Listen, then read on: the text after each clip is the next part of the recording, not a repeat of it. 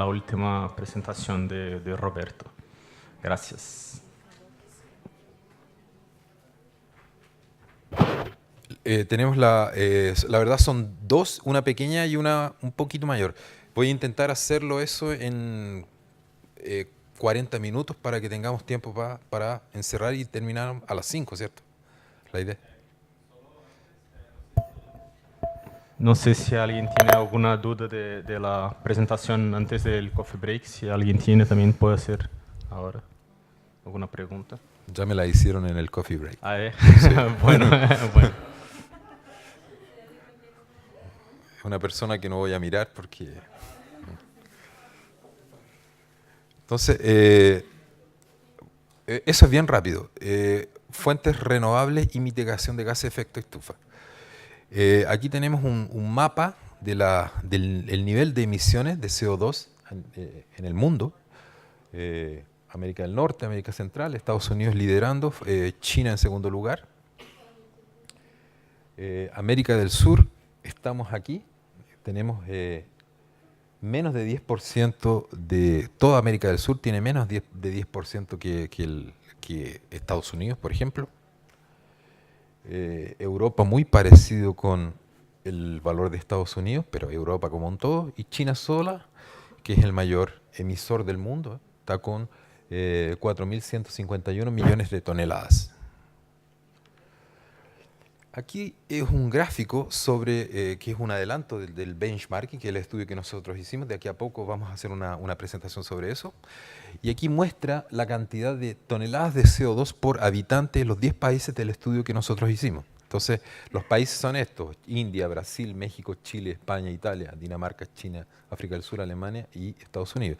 Y aquí mostramos la cantidad de emisiones per cápita. Y obviamente la cantidad de emisiones per cápita es correlacionada con el nivel de consumo energético y que al mismo tiempo está correlacionada con el nivel de renta, el nivel del Producto Interno Bruto per cápita. Entonces podemos ver aquí que China, por ejemplo, que es el mayor poluidor del mundo, cuando dividimos por el número de habitantes, obviamente no es el mayor. Entonces, esa es una medida de riqueza de alguna forma, ¿cierto? Disculpa.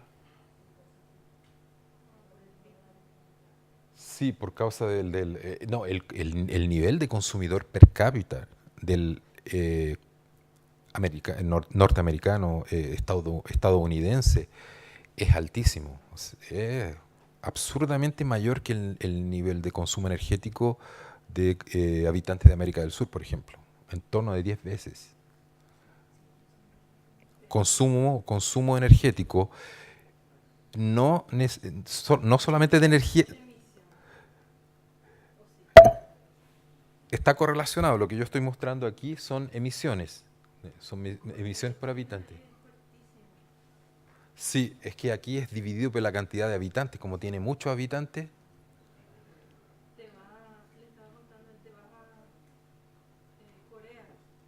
¿ya?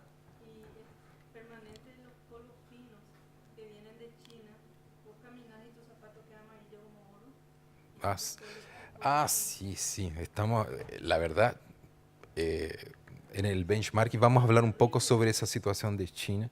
La verdad es una situación, tiene los efectos colaterales, ¿cierto? Los efectos colaterales es un asunto por sí solo, ese asunto de que aguante. Bueno, lo que hicimos en ese estudio de benchmarking, me adelantando un poco, fue analizar las políticas de esos 10 países, ¿cierto? Entonces, por ejemplo, política en el caso de los países europeos, que fue Alemania, Italia y España, existe un mercado regional de comercialización de emisiones, o sea, un mercado de carbono. En el caso de Dinamarca, existe un mercado de comercialización de emisiones y también existe unas tasas por emisiones por toneladas de CO2. En el caso de China existe un mercado nacional de comercialización de emisiones. En el caso de Chile, México y África del Sur existe una tasas por carbono por toneladas de CO2, según la Agencia Internacional de Energía. Y el caso de California es un mercado, porque nosotros no analizamos Estados Unidos total, analizamos California. Porque Estados Unidos es muy diverso, cada estado tiene una política diferente, entonces escogimos California, que California individualmente es la séptima mayor economía del mundo, ¿cierto? Aquí tenemos las políticas de emisiones que identificamos en el mundo. Entonces tenemos aquí, por ejemplo, en amarillo, políticas de, eso aquí es ETS, Energy Trade System, o sea, sistemas de comercialización de energía, son mercados de carbono, ¿ok? Entonces, eso, donde hay mercados de carbono, en esa parte amarillo, y tenemos aquí lo que está en gris oscuro, tenemos Chile, aquí estamos aquí, es Venezuela, Colombia, entonces tenemos aquí tasas por emisiones, y aquí en verde donde hay las dos, o sea, donde hay las dos políticas de tasas de emisiones y mercados de carbono. Y aquí abajo tenemos la situación en Canadá, o sea, regional, y aquí en la situación en China. Existe una diversidad de situaciones en el mundo. Políticas de emisiones. Ese gráfico lo encontré bien interesante, por eso lo traje, que existen en ese momento 128 países en el mundo que tienen alguna política regulatoria en relación a generación de energía renovable. Entonces, por ejemplo, aquí nosotros tenemos eso, y viene creciendo. Desde el 2000 teníamos en torno de 30 y 40, y estamos en 128. Entonces viene creciendo la adhesión de países en relación a políticas públicas o incentivos o políticas mandatorias para el sector de energía eléctrica. También aquí en ese gráfico vemos transporte y vemos calentamiento y refrigeración.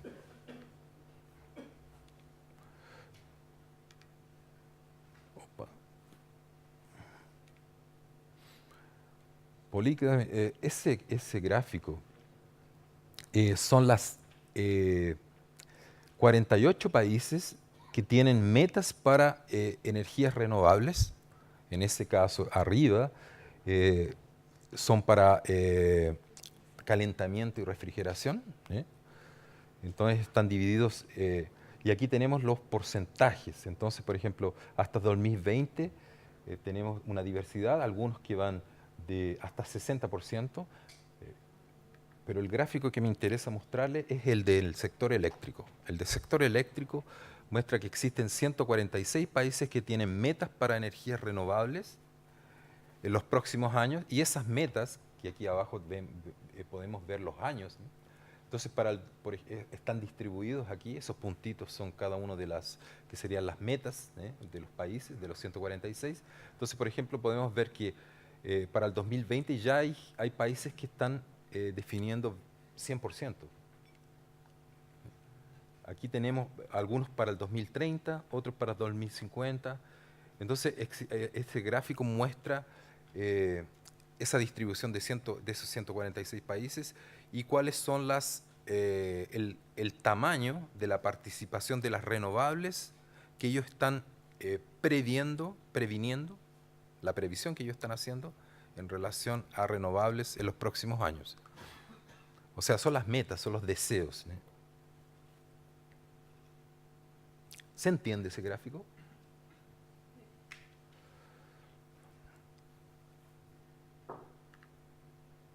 Y aquí ese gráfico, que es un poco... lo que pasa es que eficiencia energética siempre está, yo lo considero en paralelo con renovables. Por eso traje ese gráfico que muestra políticas y metas de eficiencia energética en el mundo. Tenemos aquí políticas solamente de políticas y metas de eficiencia energética, que son en amarillo, políticas solo de eficiencia energética, que en verde, y tenemos aquí políticas solo, cuando decimos aquí políticas solo de eficiencia energética, significa que no existe una meta clara. Y aquí en azul existe una meta, una política de eficiencia energética con una meta de participación, que no caso de eficiencia energética es de reducción.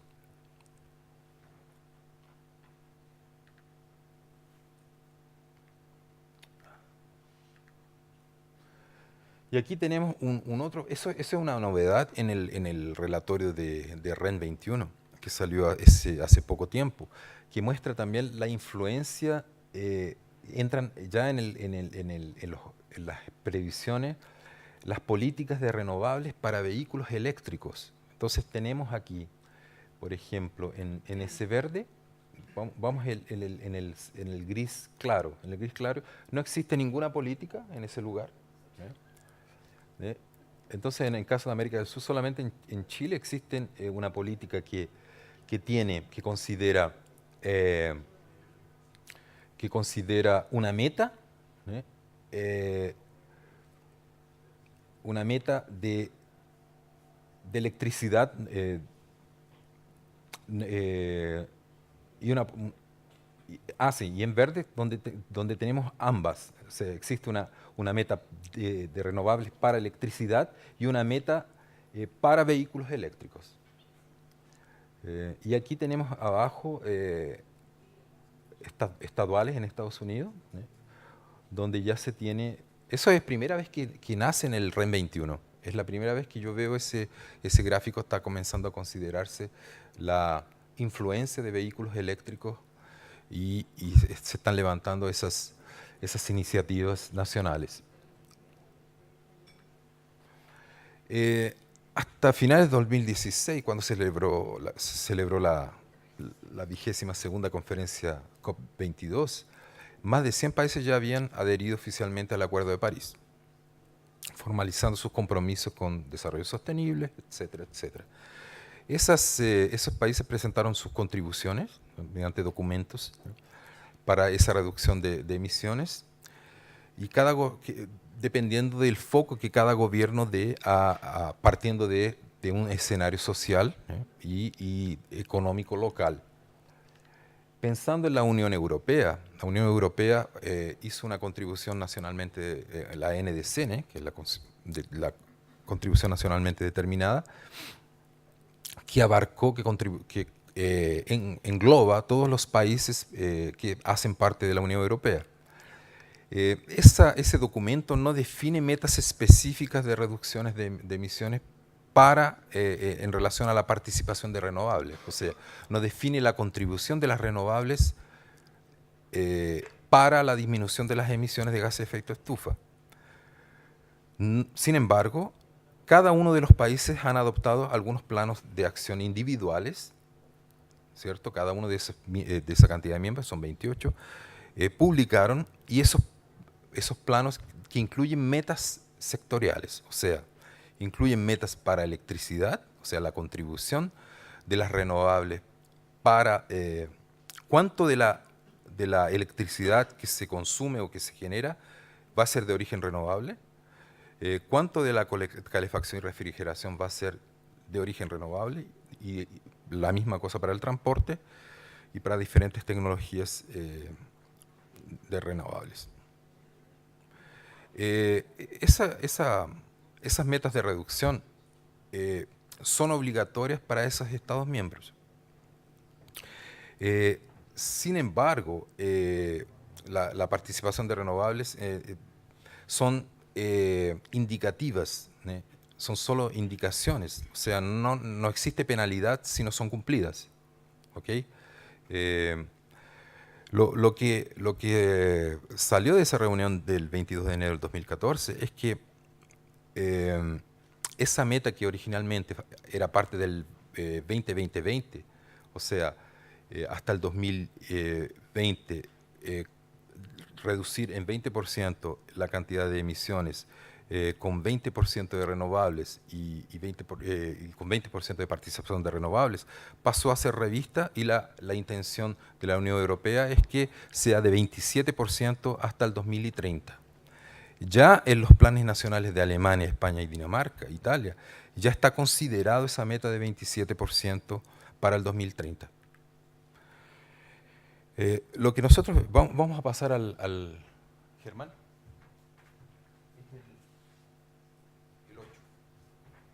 El 8. El 8, por favor. El 8. Sí. Entonces, lo que nosotros observamos en relación a esos compromisos, a esos documentos, ¿no?, de los compromisos de los países, es que la necesidad para que, en primer lugar, el compromiso, si no son definidas claramente, las contribuciones de todos los sectores, incluyendo el sector de energía eléctrica, o sea, cuál va a ser la contribución de ese país o cuál va a ser el compromiso de reducción o de participación de renovables en un horizonte de 10, 20, 30 años. Si eso no está claro, y si no existe penalización en relación a eso, yo confieso que no soy un especialista en el asunto, me parece que si no hay obligación y no hay penalización, puede ser que nada pase. Cuando observamos documentos de un determinado país, lo que observamos es que si existe una intención y si esa intención no es cuantificable, y cuando hablamos de cuantificable es de un número en un determinado periodo, o sea, no es, queremos aumentar la eficiencia energética en tantos por ciento, queremos reducir, bueno, ¿cuándo y cómo? Y si no es atendida, ¿cuáles son las consecuencias de no atender eso?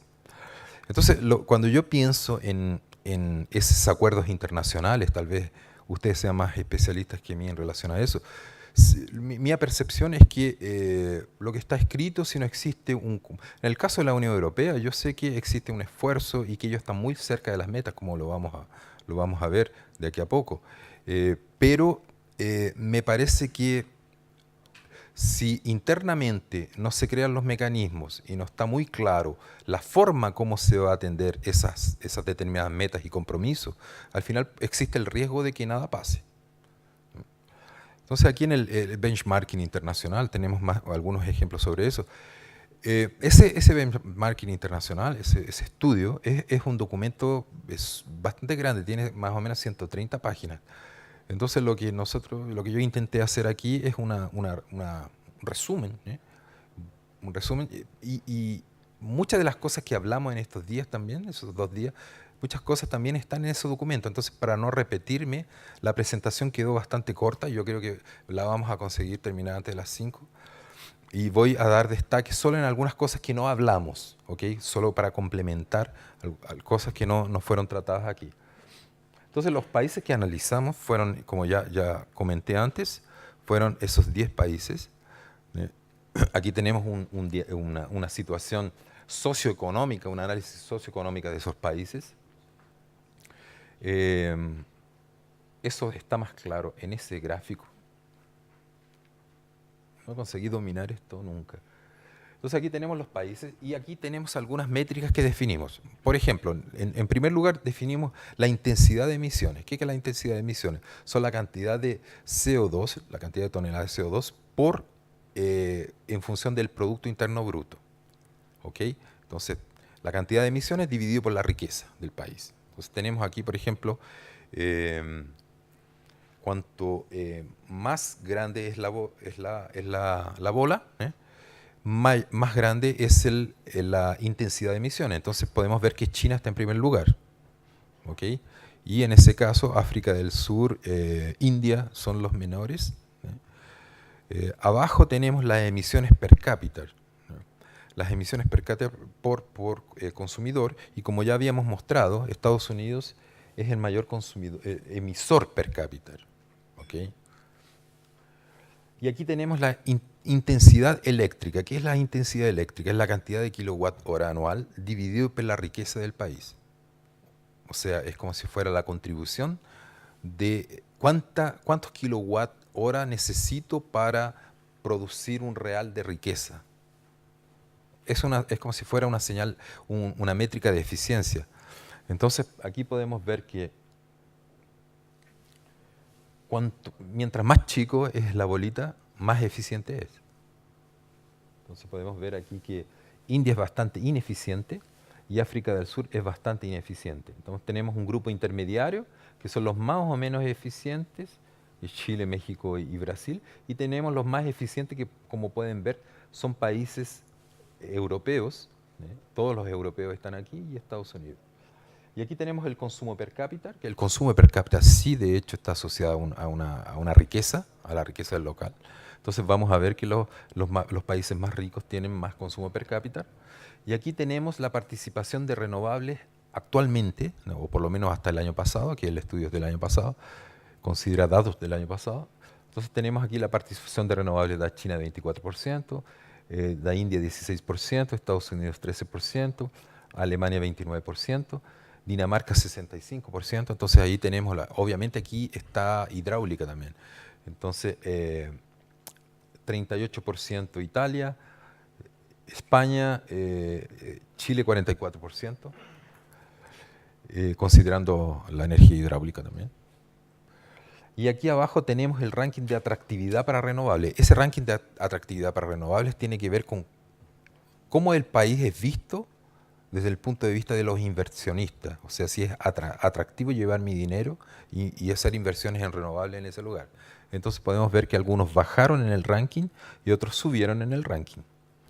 ¿Cuál es están en 14, pero bajó. O sea, está más, el más, ¿cómo se llama?, atractivo en inversiones es China. Pero ahí hay que considerar también que grande parte de las inversiones son de capital chino también. Entonces, y como el mercado interno es tan grande, las inversiones se están direccionando para allá. Metas, participación de renovables y las metas en los países analizados. Entonces tenemos, por ejemplo, África del Sur tenía una meta de 9% para 2030 y tiene una meta de 25% para el 2050. El progreso es lo que tiene la situación actual. ¿Ya? La situación actual es de 9%, de 3% en el año 2016. Entonces, parece poco probable que ellos lleguen a 9% al 2030. Desconozco los detalles, parece poco probable por lo que nosotros estimamos. Alemania, 35%, está en la meta para el 2020 y está con 33.1 hasta el año pasado. Probablemente va ¿cómo se llama?, atender esa meta.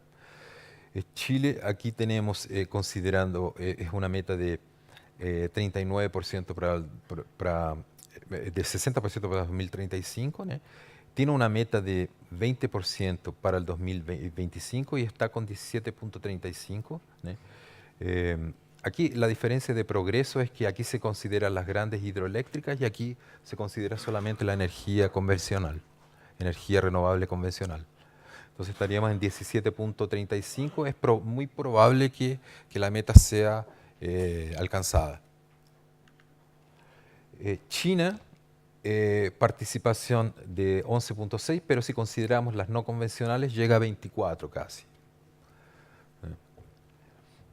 Dinamarca está tenía una meta de 50% el 2020 y está con 65.4, o sea, la meta fue superada. España está actualmente hasta el año pasado con 38.9 y tenía una meta de 38.1 hasta el 2020, o sea, superaron la meta antes del tiempo.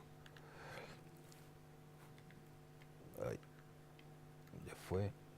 Y aquí tenemos México con un progreso de 23.5 y tiene una meta para el 2030 de 37.5. ¿Sí? ¿Eso? Correcto. Okay. Y aquí tenemos los mecanismos que nosotros identificamos en esos países. Entonces, tenemos aquí los países y aquí tenemos con X, son los donde existe a nivel nacional, donde existe algún tipo de esfuerzo en ese sentido. Cuando hay una R es porque ya fue revisado, o sea, existía el mecanismo y fue revisado, y donde hay una... exactamente, donde hay una... Entonces, por ejemplo, aquí tenemos las políticas regulatorias en esos países. Dinamarca tiene, Chile tiene una cuota obligatoria para renovables, tiene net metering y tiene los certificados de energía renovable y tiene las subastas. ¿Okay? Esa presentación está en portugués, ¿okay? Si no se dan cuenta, pero es bien cortita, entonces no creo que haya mucho problema. Entonces, cada país tiene aquí su situación levantada, la participación, la adhesión a un determinado mecanismo. Algunos tienen todos y algunos tienen parcialmente. Como esas presentaciones les va a quedar, no, para mí no tiene mucho sentido entrar en mucho detalle aquí.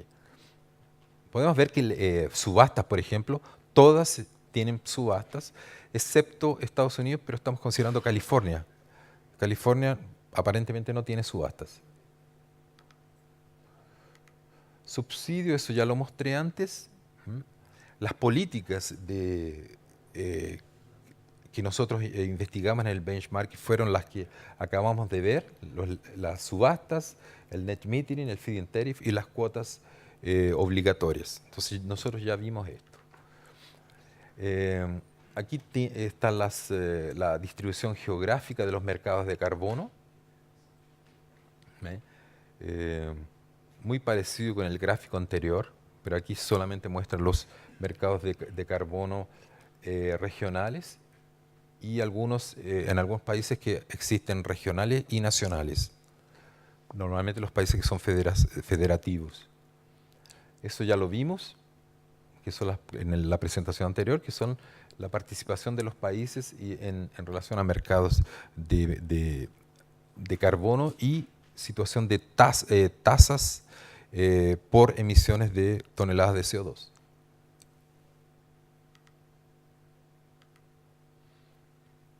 Eso ya lo vimos también en la otra presentación, que son las políticas existentes en relación al mercado eléctrico.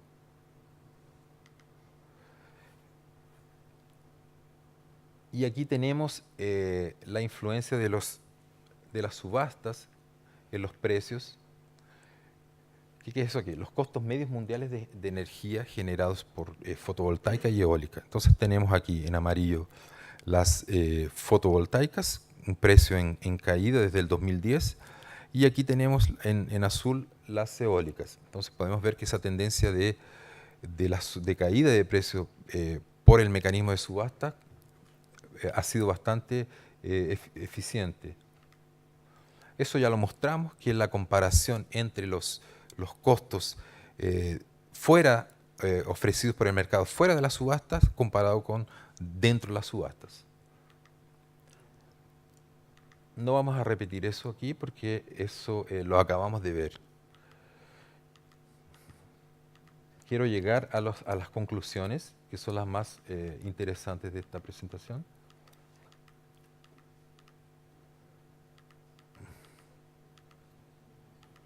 Sí, ok. El caso, un pequeño análisis por país. ¿Okay? Entonces, en Alemania lo que tenemos son el net metering, el feed-in tariff, que ya lo hablamos hace poco sobre los impactos financieros en relación principalmente en los consumidores residenciales. Tenemos aquí también un sistema de net metering. Lo que podemos decir en relación a Alemania es que el país tuvo éxito en relación a la inserción de renovables. Las políticas públicas y los mecanismos funcionaron. El efecto colateral básicamente es el costo, porque son grandes niveles de transacción de energía y alguien tiene que pagar esa cuenta. Eso ya lo vimos, que es la influencia del feed-in tariff en la tarifa, que es 23%, eso aquí representa 23% de la tarifa residencial, y aquí están todos los mecanismos utilizados en ese país y la influencia y lo que los consumidores están pagando por la adopción de esa metodología. Dinamarca posee net metering, feed-in tariff y certificados de energías renovables. Inició los leilones, las subastas solamente el 2015, entonces es una cosa relativamente nueva para ellos. Y una cosa de destaque es que ellos consideran como prioridad las renovables. Cuando existe renovable, ellas van a generar y van a entrar en el mecanismo de despacho. Estados Unidos, que en relación a Estados Unidos, como expliqué antes, investigamos básicamente California. Haciendo un paréntesis, está siendo producido un documento, ese documento tiene 130 y pocas páginas, y está siendo producido un documento que tiene 15 páginas, que es un resumen de y ese documento está siendo producido en español. Ese documento va a ser enviado para, entiendo que sí, ¿cierto? Va a ser distribuido entre todos los participantes. Entonces ahí ustedes van a encontrar un resumen en 15 páginas de ese documento de 130 y pocas páginas. Entonces, para no ser repetitivo, estoy enfocando en sí. Para solo hacer una parte. Bueno, esta presentación de Roberto sí, es un producto del benchmarking que él condujo con el apoyo de la GIZ y que la versión está aún en portugués, pero se está traduciendo a lo mejor en noviembre, el medio de noviembre, ya estará disponible la versión en idioma español. Y además está haciendo también un sumario ejecutivo, pues el benchmarking es un producto muy largo, tiene muchas páginas, entonces después un poco más en los próximos meses habrá un sumario ejecutivo en las versiones en español, inglés y portugués. Bueno, sí. Gracias. Yo creo que un poco antes, porque en octubre nosotros vamos a entregar la versión en portugués del sumario de 15 páginas, en inicio de octubre, y ahí es el tiempo que se ha traducido La para traducción, la perfecto. traducción. Entonces ahí tendrán más detalles. Entonces volviendo aquí a California, existen metas de energía renovable en el estado.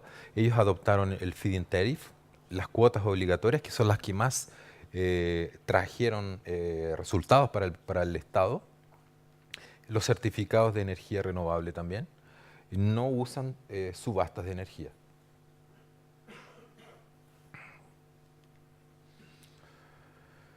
Entonces, la cuota obligatoria es el principal mecanismo que ellos utilizan. Y como dije antes, no utilizan subastas. No es que no utilicen subastas, no utilizan subastas centralizadas por el gobierno estatal. Lo que pasa es que existen algunas subastas independientes. Existe un mercado de compra de energía independiente. O sea, es como un contrato bilateral. Si yo tengo energía y hay gente que quiere comprar energía, yo puedo llamar para como si fuera una subasta independiente.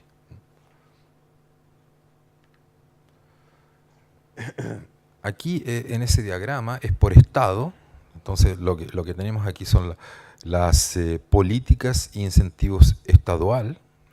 Entonces, por ejemplo, cada estado tiene una cantidad de un porcentaje definido de participación de portafolio de cuotas en relación a su generación total. Entonces tenemos aquí, por ejemplo, 15%, ese estado es, imagino que sea Utah. Entonces Utah tiene 20% hasta el 2025. Entonces cada uno de los estados americanos tiene sus propias políticas de acuerdo con sus realidades regulatorias también. El caso de California, me parece que ya lo mostramos aquí. California tiene esa meta de 33% y está con 30%, y gran parte del atendimiento de esa meta se concentró en el mecanismo de cuotas obligatorias, que fueron distribuidas entre la generación, la distribución y también para los grandes consumidores. Y como funcionó tan bien, esas metas fueron revisadas periódicamente y se consiguió ese resultado que habíamos mostrado poco antes, que yo hice un cálculo que es más o menos más de 10% de la energía, equivalente a más de 10% de la energía que se genera en Brasil. Eso aquí ya lo vimos, entonces voy a pasar un poco más rápido. El caso de Chile, que tiene metas de energía renovable, como lo vimos antes. Tenemos energías, las cuotas obligatorias, el net metering y los certificados y las subastas. Son los 4 mecanismos utilizados en Chile. No usa feed-in tariff. Y y las cuotas obligatorias son las que se destacan en Chile, siendo que los resultados están aquí. Las metas, podemos ver las obligaciones que están aquí, o sea, las obligaciones son esas aquí, en rojo. Y aquí tenemos los resultados, o sea, está siempre arriba de las metas. Las metas están siendo superadas siempre, con diversas fuentes. Podemos ver que existe una diversidad de fuentes aquí, geotérmica, solar, eólica, y estamos hablando de la participación de energías renovables no convencionales, o sea, no entran las grandes hidroeléctricas aquí. Aquí tenemos informaciones de las últimas subastas que fueron hechas en Chile. Fueron negociados 1.500 megawatts de eólica a un precio de $43 por megawatt hora y 300 megawatts solar a un precio de 37.8 megawatt hora. Existe la posibilidad en Chile de tener subastas alternativas, o sea, subastas que puedan, si en algún momento el Estado no está impulsionando una determinada subasta, el propio mercado, las propias distribuidoras pueden organizar una subasta, por ejemplo, si necesitan atender una determinada cuota. Si ellos no están atendiendo la cuota, pueden incentivar la compra, pueden llamar al mercado y comprar energías renovables porque eventualmente tienen la obligación de cumplir su meta. El caso de India, los destaques aquí es que es el feed-in tariff. El feed-in tariff es lo que ellos han utilizado, pero India tiene una diversidad estadual también, entonces las políticas varían de un estado para otro.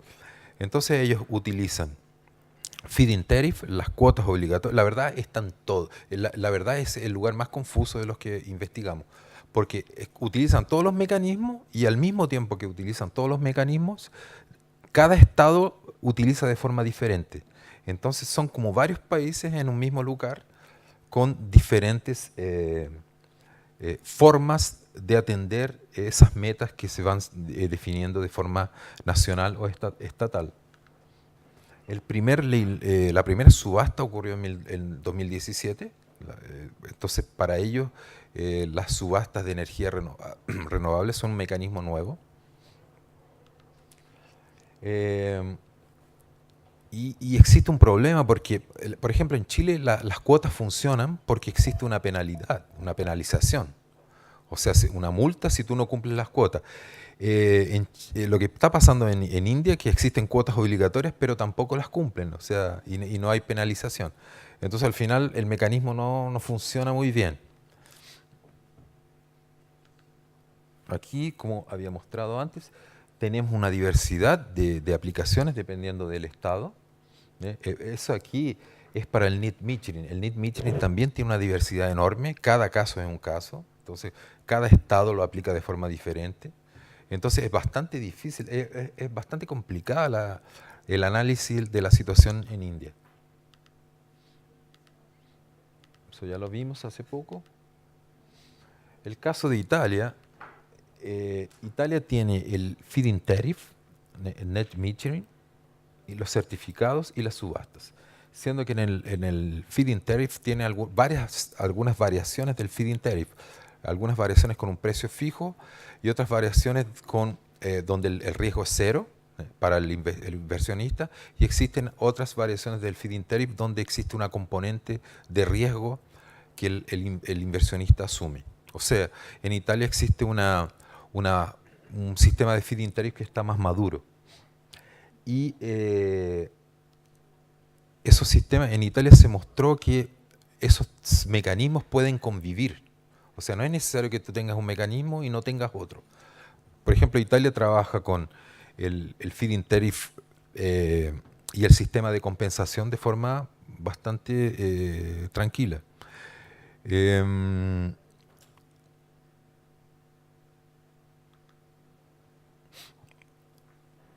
destaque para Italia es básicamente el feed-in tariff.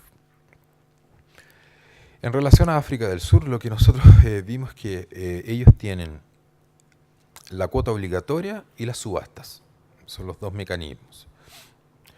El 2011 el feed-in tariff, ellos tenían el feed-in tariff y en el 2011 fue sustituido por las subastas. No utiliza el sistema de net metering y existe un programa que son para pequeños proyectos de hasta 5 megawatts con reglas bastante simples que permite la participación, el desarrollo de proyectos de renovables de medio porte, que son los hasta 5 megawatts.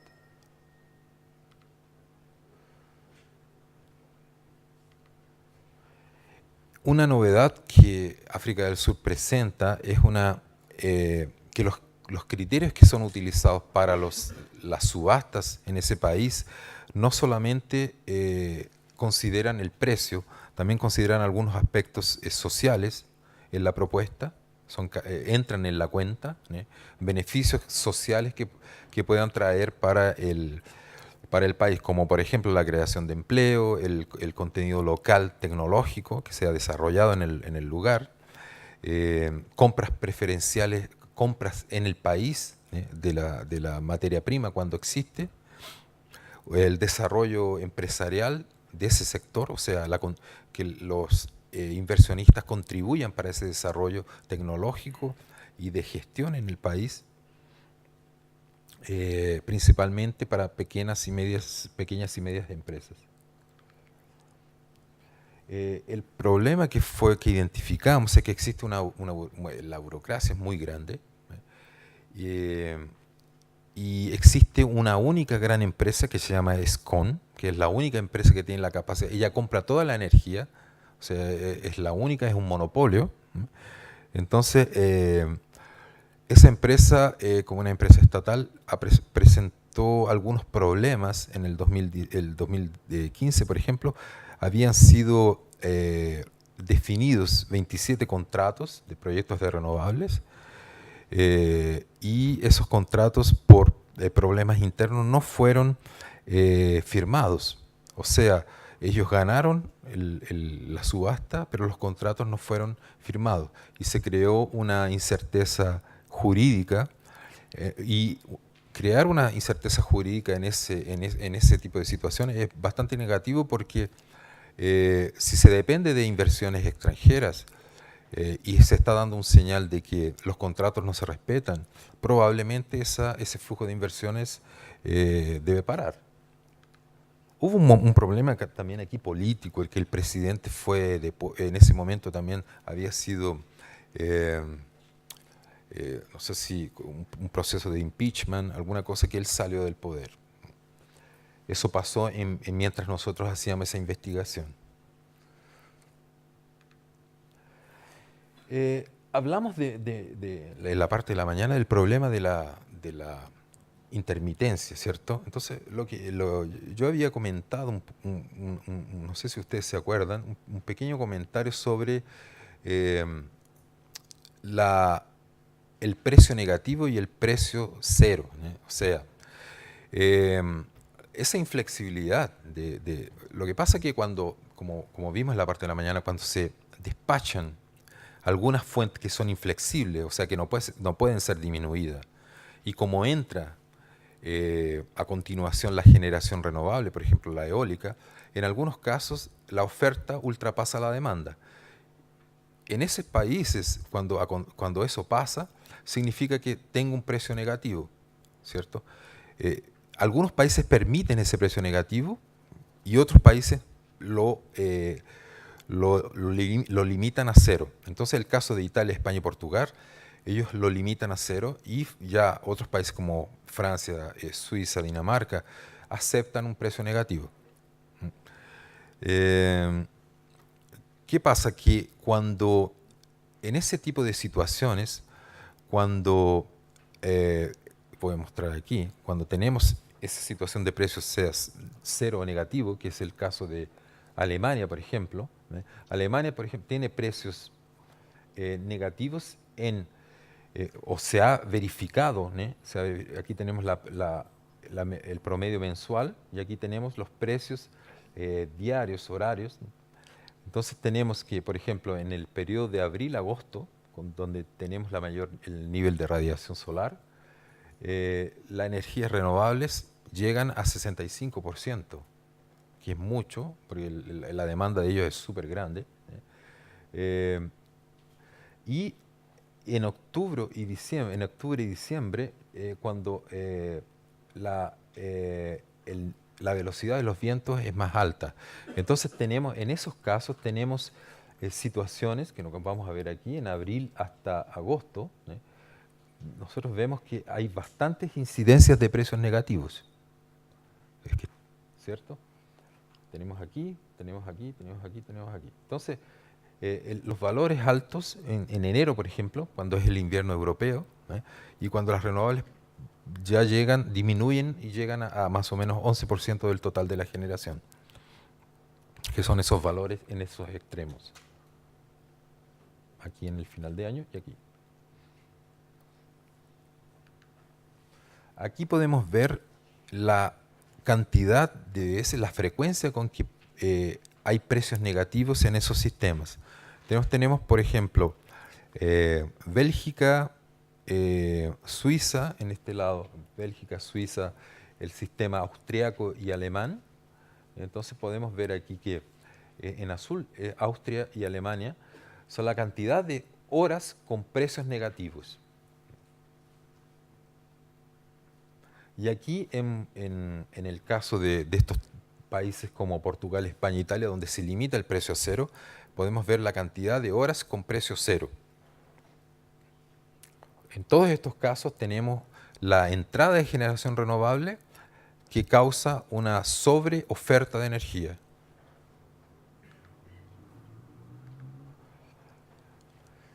Una pregunta que nosotros nos hicimos y que tiene que ver con la discusión que tuvimos en el caso de Dinamarca es cómo de Costa Rica y de Uruguay. Tenemos un caso aquí más radical que el caso de Dinamarca. Dinamarca tiene una eólica, solamente de eólica es 42%. Carbón es 29%, pero si sumamos la eólica con la solar que da 2%, estamos hablando aquí de 44% de renovables. Entonces, ¿cómo Dinamarca consigue gestionar esa fuerte presencia de renovables? Esa es la pregunta que nosotros nos hicimos. Entonces, una de las respuestas es que Dinamarca es parte de un mercado, el mercado nórdico.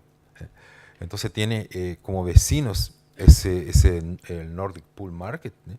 Entonces, obviamente eso ayuda porque contribuye para eventualmente transferir bloques de energía tanto de los países vecinos o la propia Dinamarca haciendo una exportación de energía, lo que permite una flexibilidad en la operación del sistema.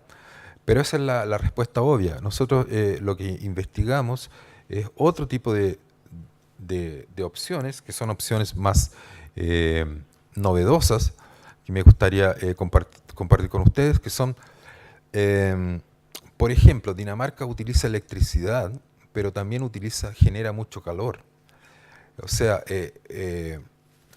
mitad de toda la electricidad que es producida, y eso es un hecho, es producida por pequeñas plantas de ciclo combinado. Una planta de ciclo combinado, la palabra combinado significa que tiene la capacidad de generar energía eléctrica y calor al mismo tiempo.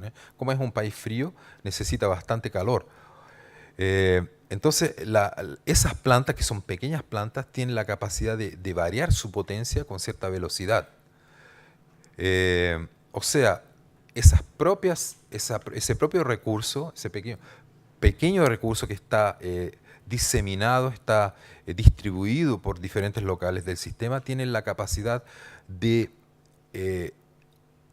anular o contrarrestar la inflexibilidad de la gran cantidad de eólicas principalmente que ellos tienen. Entonces ayuda a compensar. Es una liquidez, como hablábamos más temprano. Entonces una forma de liquidez serían esas centrales de ciclo combinado.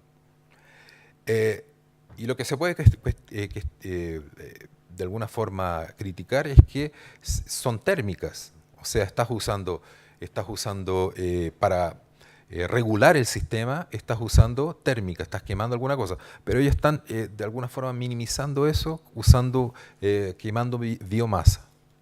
Entonces, de alguna forma se limita el daño.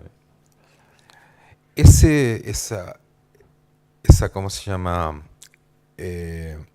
Innovación que nosotros encontramos en Dinamarca, que es un programa que se llama Hour Ramping, ¿no? Y Daily Cycling. Tiene que ver con la presencia de plantas de carbón que ellos tienen. Las plantas de carbón, ellos que de alguna forma se salieron de un paradigma que existía. ¿Qué pasa? Las plantas de carbón, en la mayor parte del mundo, ellas tienen cuando comienzan a generar, tienen una generación constante. ¿Ya? El tiempo, se define una cantidad de potencia, van a generar esa potencia a lo largo del día. Eso por características propias de la tecnología.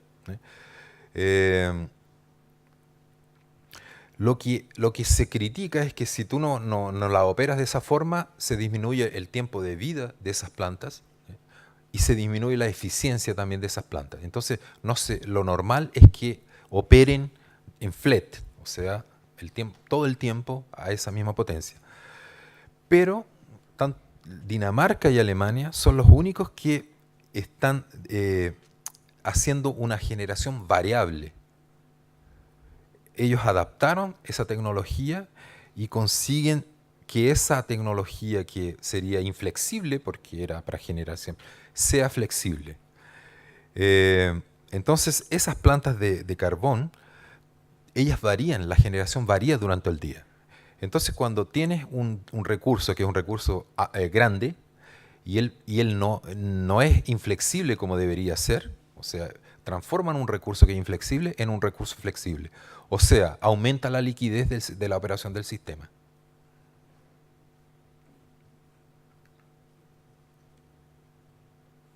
Otra cosa interesante que pasa en Dinamarca es que obviamente es parte del mercado europeo, ¿cierto?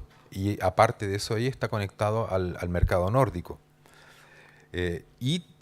Aparte de eso tenemos las centrales de ciclo combinado que aumentan la liquidez. O sea, tenemos en ese caso 3 opciones de aumento de la liquidez y aparte de eso tiene la flexibilidad de las plantas a carbón. Otra cosa interesante que los sistemas de previsión climatológicos que ellos han implementado son muy sofisticados, entonces les permiten hacer una previsión muy rápida desde de la demanda y también de los recursos, por ejemplo, del viento, principalmente porque tienen 40% de eólica, entonces es muy importante la previsión de viento, entonces están bastante adelantados en relación a eso. Ya hacen una previsión un día adelante, un día 24 horas, un horizonte de 24 horas, con discretización que puede ser hasta de 1 minuto, o sea, cada 1 minuto. Tienen un sistema de planeación, de planificación de la transmisión. Entonces, uno de los problemas que nosotros hemos encontrado en varios lugares también es algunas restricciones de transmisión. O sea, ayer hablábamos de China, que tiene el mayor parque eólico del mundo, pero tiene problemas de transmisión de energía. ¿Okay? No hay por dónde distribuir esa energía que en teoría sería muy útil para el sistema. En este caso, la planificación es demasiado organizada, lo que permite que la transmisión siempre se adelante o siempre esté viendo cuáles son los nuevos recursos de generación que están entrando. Entonces, ellos nunca están atrasados en relación a eso. Ese otro caso, ese ejemplo que traemos aquí es muy interesante porque es un programa de gestión por el lado de la demanda. Esa gestión por el lado de la demanda, que significa que a veces no es necesario, que es mejor, al contrario de aumentar la generación, lo que yo puedo hacer es disminuir el consumo para conseguir un balance. Pero disminuir el consumo significa que yo tengo que hacer un trato con el consumidor. O sea, el consumidor, en algún momento, él tiene que dejar de consumir. Y para que deje de consumir, es necesario que ese consumidor tenga algún beneficio. Si es una industria o sea un consumidor final. Y ellos crearon ese programa, que es el Flex Power, que es un programa que tiene, por un lado, la posibilidad de quien está generando disponibilizar, dejar disponible esa energía para el sistema. Estamos hablando de pequeñas generaciones.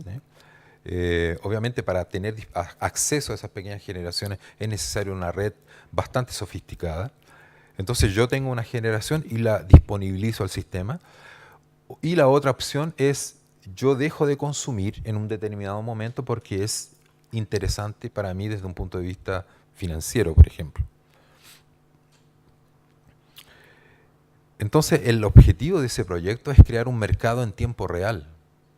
O sea, para crear un mercado en tiempo real, donde yo voy a observar todos los recursos que yo tengo de generación y todos los recursos que yo tengo de la posibilidad de disminuir el consumo, yo puedo tomar decisiones que envuelvan esa gente que en algún momento puede dejar de consumir o que en algún momento puede contribuir con generación. Es un mercado bastante sofisticado, y para conseguir ponerlo en práctica es necesario de una tecnología, una plataforma tecnológica bastante sofisticada. Y los precios son definidos cada 5 minutos. Entonces es prácticamente en tiempo real.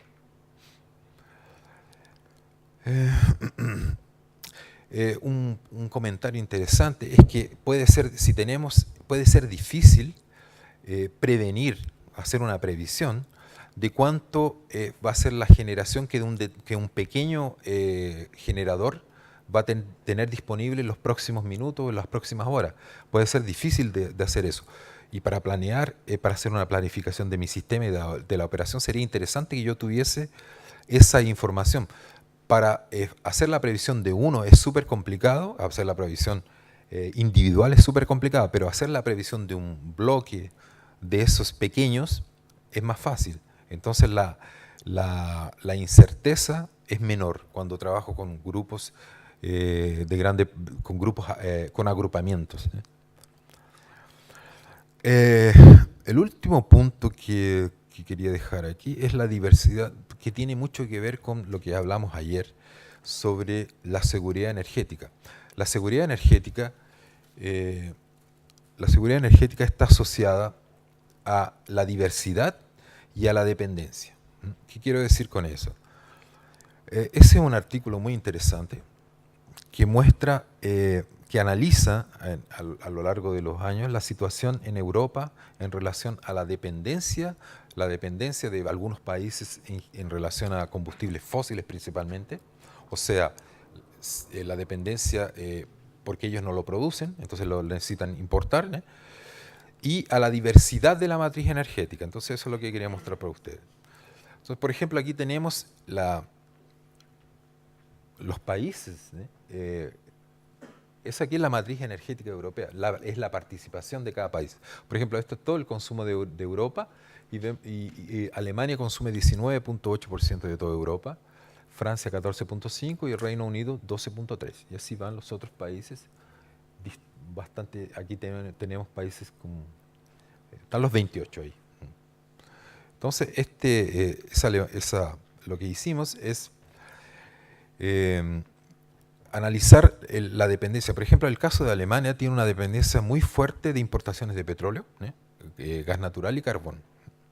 El gas natural es un problema bastante complicado porque es el gas natural, él pasa por Rusia, me parece que él es producido en Ucrania, pero él pasa por territorio ruso. Y el territorio, Rusia históricamente ha sido medio complicado porque de vez en cuando cierran las llaves y no hay gas para Europa. Entonces, esa dependencia, aparte de ser energética, tiene algunos problemas políticos e históricos que todos sabemos, todos los problemas históricos que han tenido esos países Entonces, no es muy interesante para Alemania desde el punto de vista de crecimiento tener esa grande dependencia.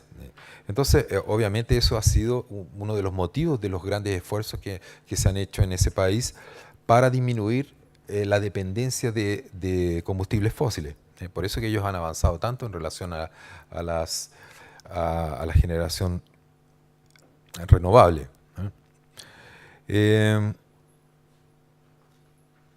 Entonces, reducir esa dependencia de importaciones es muy importante. Y también le puede traer beneficios cuando se reanuden las negociaciones en relación a esos productores. España, por ejemplo, tiene un problema súper grande también. Tiene una dependencia de 72.3 de la energía, de toda la energía que consume. Es mucho mayor que gran parte de la Unión Europea. O sea, en términos de toda la Unión Europea tiene una dependencia fósil. España un poco mayor. Importa casi 100% del petróleo y gas natural. El carbón que produce tampoco es de buena calidad, entonces es un carbón que tiene que ser enriquecido. Y algunos cálculos indican que por cada 10 dólares que el barril sube, la balanza comercial se deteriora en 7.434 dólares por año. Una cuenta que ellos hacen para cada 10 dólares. Ni siquiera el combustible para las nucleares es producido en España. Bueno, y ese es el primer resultado. ¿Qué significa esto? Voy a intentar explicar. Nosotros tenemos aquí la dependencia de las importaciones de todos los países europeos. Y aquí tenemos una línea roja, ¿cierto? Entonces, para la derecha existe una dependencia y para la izquierda, eso es un indicador que fue calculado. Mientras mayor es ese indicador, mayor es la dependencia, ¿cierto? Y aquí, cuando es negativo, es que no existe ninguna dependencia, o sea, es al contrario. Puede ser un exportador, no depende de nada, que es el caso de Dinamarca. ¿Cierto? Entonces aquí tenemos por un lado Dinamarca y por otro lado tenemos situaciones... y aquí en ese eje tenemos la diversidad de la energía, la diversidad de energía. Entonces, por ejemplo, el peor caso son estos países aquí, que son Chipre y Malta, donde existe una gran dependencia de importaciones y al mismo tiempo tienen una bajísima diversidad, ¿cierto? Entonces esa es la peor situación desde el punto de vista de seguridad energética. Y por otro lado tenemos el caso de Dinamarca, que tiene una diversidad muy grande y no tiene dependencia. Y aquí en el medio tenemos los otros países, por ejemplo, vamos a identificar un conocido aquí que es Francia, por ejemplo. Francia tiene una dependencia de importaciones, debe ser muy parecido con Alemania, que está al lado. Pero todos estos países ustedes pueden ver que tienen una grande diversidad de recursos.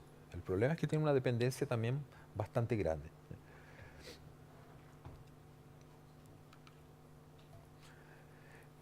Y lo que identificamos es que no todos los países que introducen renovables en su matriz energética tienen una dependencia inmediata de las importaciones.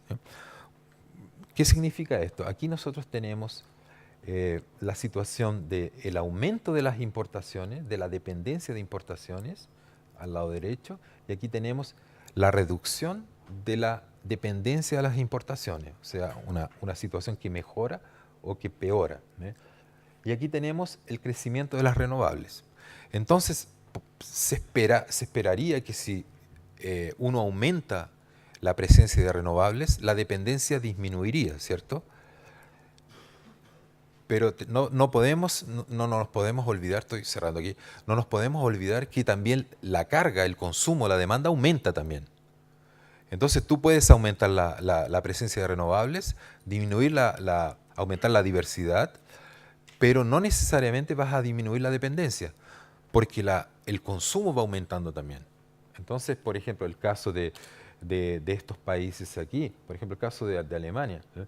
Alemania aumentó considerablemente el crecimiento de renovables, pero también aumentó también la dependencia. aumentó la dependencia porque el consumo también, ellos consumen mucho. Entonces el crecimiento del país, y eso está muy asociado con el Producto Interno Bruto. El Producto Interno Bruto se consume más energía cuando va creciendo. Y es como es la locomotora de Europa, obviamente eso viene pasando, ¿no? Eh, entonces, voy a parar por aquí, porque tenemos el tiempo. Y yo creo que podemos volver, como no estoy muy preocupado con este relator, porque va a llegar a ustedes en español, en un formato de 15 páginas, donde tienen todos los destaques y... Bueno, ustedes tienen mis contactos también, después los vamos a dejar en ese grupo de WhatsApp también. Y cualquier duda que ustedes puedan tener en el futuro, me gustaría que mantuviéramos contacto también. Es muy interesante para mí que mantuviera ese contacto. Entonces yo estoy a disposición para contestar las preguntas que ustedes tengan sobre esto y sobre los otros asuntos que hemos hablado de forma bastante rápida durante estos 2 días. Okay. Bueno, si nadie tiene preguntas, podemos terminar aquí hoy. Hoy se termina la parte de capacitación. Nos agradezco al Roberto por todas las presentaciones. Y mañana ya empezamos la planificación. Entonces será... deseo un buen descanso a todos. Hasta mañana.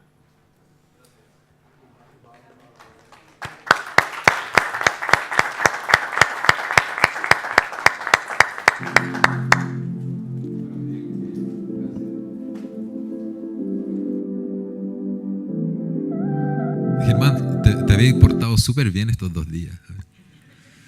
Sí, entonces quería agradecer la atención, que me gustaría disculparme por la prisa en relación en algunos casos, los asuntos. A veces es medio complicado simplificar asuntos que son complicados. Entonces yo en algunas veces tenía dificultades para intentar dejar las cosas un poco más fáciles. Como dije antes, estoy a completa disposición de cualquier duda que puedan tener. Fue un placer para mí participar de este evento en mi tierra, en mi país. Y finalmente, no sé si es posible, pero me gustaría tirar una foto con ustedes porque nosotros tenemos que colocar eso en el sitio después de la empresa. Entonces, si fuera posible que nos saquemos una foto de todo el grupo, no sé si ustedes tienen esa... ¿Ya hicieron eso antes? Sí, lo podemos hacer aquí, así nos sacamos una foto aquí al frente, todo el mundo. Por favor.